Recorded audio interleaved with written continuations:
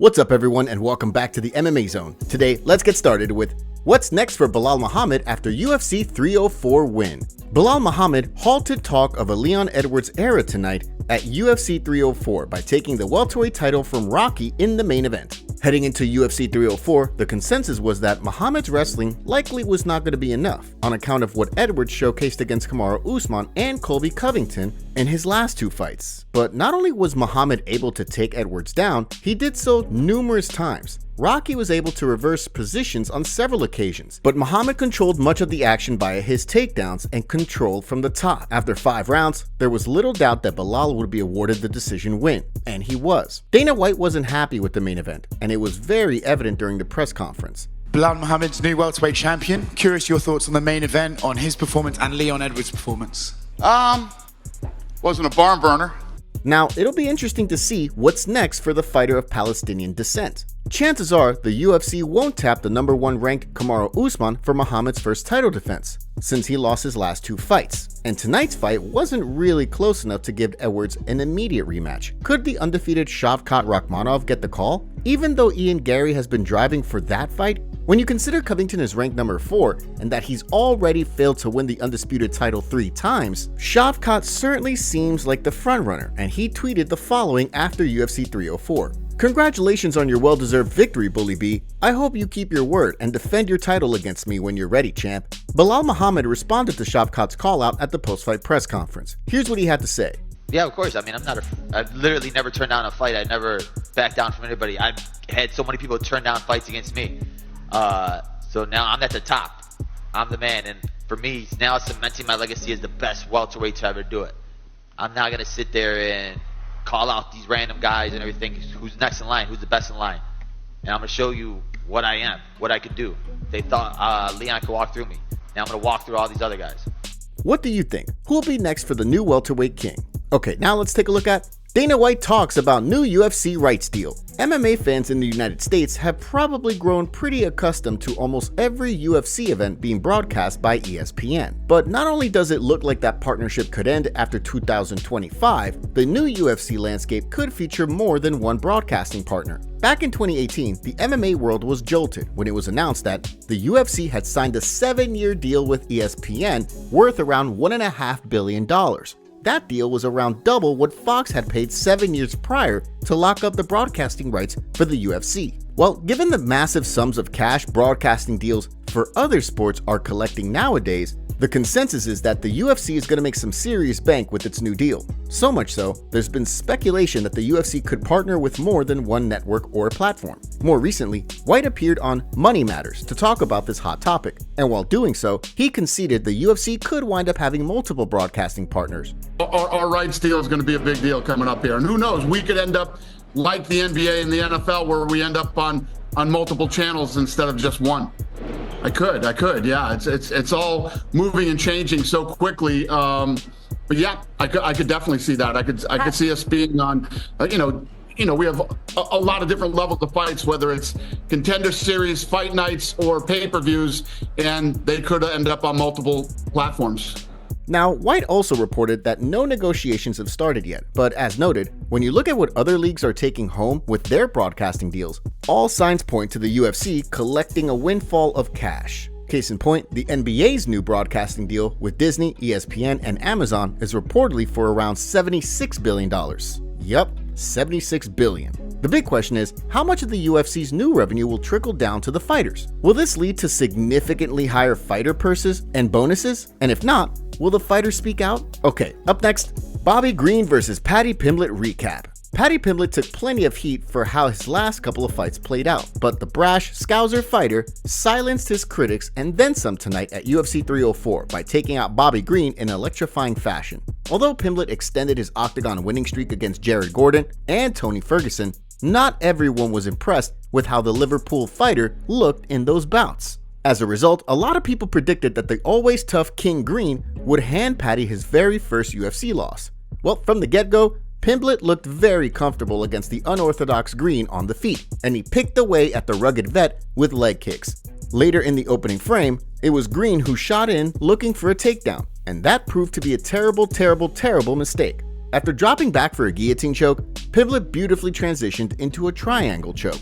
Although Green tried to fight through it, he was unable to do so and temporarily went to the land of shadows and ghosts. Afterward, Paddy called for a fight with Renato Moicano if the surging lightweight gets by Benoit Saint-Denis at UFC Paris next month. So it'll be interesting to see if that happens, or if Saint-Denis does beat money, if the UFC might look at booking Paddy against the bruising French fighter. Dana White was very happy with Paddy's performance by giving him a $200,000 fight bonus.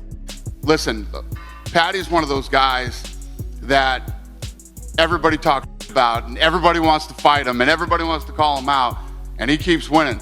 And he looked damn good tonight. That's why he got the $200,000. I mean, I don't think Bobby Green has been submitted since like 2009. So, yeah, congrats to him. That's the guy that came out tonight and looked like he wanted an extra $100,000. All that aside, Paddy Pimblett will almost certainly be a top 15 ranked lightweight as of next week. Next, let's discuss Dana White reveals UFC 306 card. UFC boss man Dana White has announced the key fights for the promotion's much discussed upcoming card at the Sphere. And as expected, it'll feature bantamweight champ Sean O'Malley, but not featherweight king Ilia Topuria, as many people were hoping. White has confirmed that O'Malley will battle surging contender Merab Dvalishvili at the September 14th event. In addition, women's flyweight champ Alexa Grasso will take on former champ and legend Valentina Shevchenko for a third time. And after their scheduled fight for UFC 303 fell through last month, Brian Ortega will throw hands with Diego Lopez at UFC 306. Following the announcement, it wasn't long before O'Malley shared his thoughts on the booking via his YouTube channel. I've had a feeling for a while. I was really pushing for the fight. Merab was pushing the fight. Ilya, Max were pushing for the fight. Connor wanted on the Sphere. Chandler wanted the Sphere. Everybody in the UFC wants on the Sphere because it's going to happen one time and one time only. Supposedly, this event is never going to happen ever again. And I get to headline it. I got a call for the production team the other day, and they said it's going to be a movie. I'm going to have to put in some actual work during this promotion because of this. There's just the level of that's going into this. Absolutely insane. Honored to headline a main event, UFC Sphere. So you can definitely understand why Sugar's so excited. By the looks of it, this card is going to be crazy good from a promotional standpoint. Further, the fact that the UFC has tapped O'Malley to headline the card does say a lot about his drawing power, but it does seem like the card's announcement has generated kind of mixed reviews. While on paper, from a strategic perspective, O'Malley vs. Dvalishvili is an intriguing fight, Merab's fighting style doesn't really seem to buzz casual fans. Further, there's no question a ton of fans were hoping to see Ilia Topuria and Max Holloway throw down at the event. And following the announcement, Blessed made it clear he's super disappointed about it as well. This is how I feel though about not being on the Sphere card. This is how I feel right here. Shit sucks, bro. Feel damaged, bro. Should have been us, brother. Brother. It's Mexican Independence Day, guys. You guys cannot have a Spaniard who Mexican got their independence back from to headline the card on Mexican Independence Day, bro. Come on. I was trying to tell you guys. Yeah, the legendary featherweight brings up a good point. Further, since the UFC still has some headlining spots open for several pay-per-view cards in Q4, chances are Topuria vs. Holloway will be booked for, say, UFC 307 in October. While White was amped up while announcing the main card fights for UFC 306, he was far from thrilled about the news that boxing superstar Canelo Alvarez is set to fight Edgar Berlanga that same night. The fight will go down at MGM property T-Mobile Arena, and White told ESPN this about the booking. Canelo's one of those guys that I respect, and hey, good on PBC's Al Heyman. Heyman snatched that date right away from me. The guys at MGM have done nothing but effing disrespect me and the UFC for 20 years. It is what it is. Here we go. For combat sports fans who want to catch both events, it's going to be a pricey night. Now let's take a look at what's next for Tom Aspinall after UFC 304 win. In recent weeks, there's been no shortage of talk about how a fight between Tom Aspinall and Jon Jones would look. And tonight, Aspinall wasted little time taking a big step towards that fight happening. In fact, after Aspinall quickly finished Curtis Blaydes, the interim heavyweight champ called out Jon Jones. Both Aspinall and Blaydes came out firing punches, but not long in, the British fighter sent the powerful wrestler to the deck with a left hook. Aspinall swarmed in and started pounding away from above, prompting referee Mark Goddard to stop the fight. While many will argue that Goddard probably could have let the fight go another moment or two longer, it was another impressive win for Aspinall. So, will we see Aspinall vs. Jones next? Well, this week, Dana White confirmed that the winner of tonight's scrap will face the winner of Jones vs. Stipe Miocic. So provided Bones does get by the legendary heavyweight and doesn't retire, we'll probably get to see that fight. Dana talked about Jones vs. Aspinall during the post-fight presser. Listen, John Jones is no dummy. John Jones, has a very high fight IQ. He knows what Aspinall's got and what he's about. I think that we're going to have to see what happens with this fight with Stipe, see where John's head is, or if Stipe wins, see where his head is, and let's see what they want to do. Is it their last fight? Are they going to retire? I think that if Stipe wins, he probably will. But I think if John Jones wins, I think that I just think that competitive spirit that he has and his desire to prove to the world that he's the best, especially when people are saying he could be, possibly the best ever. I think that's the kind of Tom Aspinall also talked about a fight against John Jones and proposed a 2-fight tournament for the event. Here's what he had to say. Here's a thought for you. I was thinking about this the other day. What about, so they're saying that Stipe and John Jones are going to fight in MSG in November. Why don't we do a tournament? We'll do John, Stipe, me, Alex, and do a 4-man tournament, 2 fights in one night, and let's find out who the real heavyweight champion of the world is. Like, we've got the best heavyweight of all time, we've got the best MMA fighter of all time, we've got the light heavyweight champion, and then we've got me, who's just a poxy interim champion. Do you know what I mean? Let's do that, 2 fights in one night, put it to Dana. I'm sure Dana's going to be here in a minute. And he's been. Dana didn't really like the idea of him moving up. No, I don't. I am honestly the biggest fan of Alex Pereira. He is one scary guy. But would that not be a cool little thing? 2 fights in one night. Let's see how we get on. I mean, I've got the lowest average fight time in the UFC, and it's even lower after tonight. Like, my chances of doing all right in that are pretty good. Like, let's put some money on the table and let's see who the guy is at heavyweight. But that's the big question. If Jones does defeat Miocic, will the 37-year-old hang up the gloves and not risk taking his first legitimate loss against the ridiculously talented Aspinall? What do you think? Will Jones step up and fight Aspinall, or could Miocic punt all this talk by defeating Bones?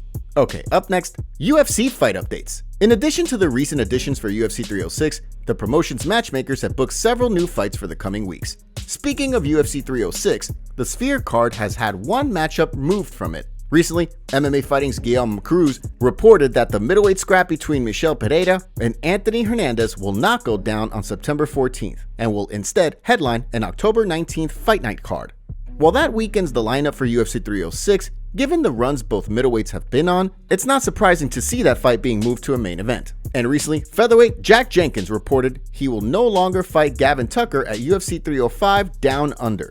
Instead, Jenkins will battle Herbert Burns at the August 17th card in Sydney, Australia. If you follow UK MMA, then chances are you're familiar with Jordan Vucenic, who held Cage Warriors featherweight crown at one juncture. Well, recently it was reported by Marcel Dorf that Vucenic has signed with the UFC, and they'll take on lightweight Guram Kutateladze on August 3rd. The UFC is holding a card in Abu Dhabi on that date. Vucenic is stepping in for Abdul Karim El Sawadi, who reportedly had to withdraw due to injury.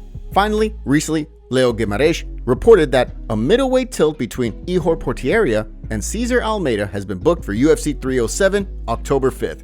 The location and venue for that card has yet to be announced, but the expectation is that it'll go down in Salt Lake City, Utah. The MMA community calls out Belal Muhammad for using steroids to beat Leon Edwards. After a dominating performance last night, Belal is getting backlash for being in the best shape of his career despite being 36 years old. Here's what the community had to say. Belal and the Dagestanis are all roid cheats. 36 years old and suddenly can just lift Leon like it's nothing, but struggled against a one-armed Burns. It's mad how loads can call after him training at Khabib that he ragdolls Leon with super strength and stamina, and then it happens. Regardless of the roids, he fought well and definitely deserved the win. Great fight plan, but yeah, he's on juice. No doubts about it. Bro juice to the gills. There is no fighter on the roster that is more surely on roids than Belal, LOL. A massive altercation happened at UFC 304 after Leon Edwards was defeated by Belal Muhammad. Here's the clip.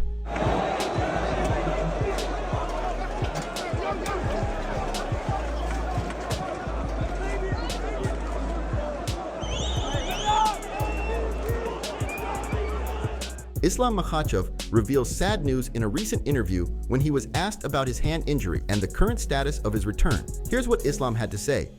Что по поводу руки, как идет восстановления? После боя, болели кулаки, много чего болело, и берем время, все заживает потихоньку. Рука меня продолжала что-то беспокоить, и сделал МРТ недавно, и подтвердили, что есть частичный разрыв связок. Посмотрим, если смогу восстановить, если нет, то может даже придется оперировать. То есть есть сомнение, что ты 26 октября подерешься в Абу-Даби, да? Под вопросом, еще не общались насчет боя. Я сейчас делаю реабилитацию каждый день, и посмотрим, как будет.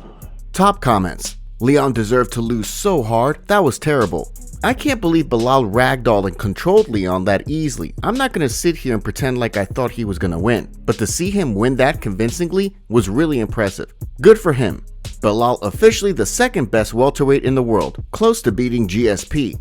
Leon just wanted to take a nap. Leon, you let him bully you, son.